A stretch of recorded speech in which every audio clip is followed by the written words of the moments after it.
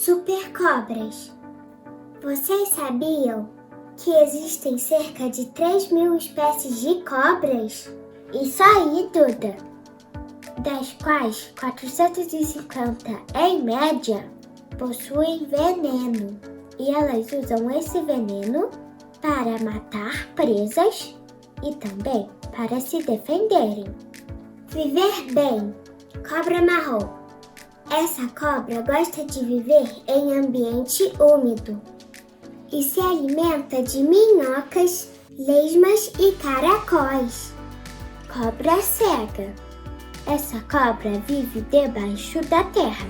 Seus olhos são tão minúsculos que elas apenas distinguem a diferença na luminosidade.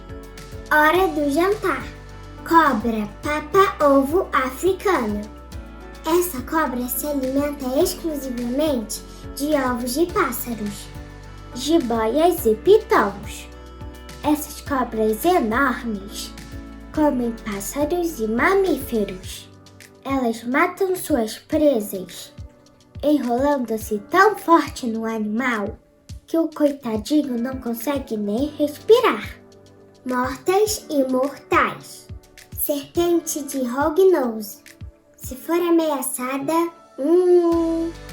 essa serpente se fingirá de morta e esperará o momento certo para dar o bote. Cobra coral.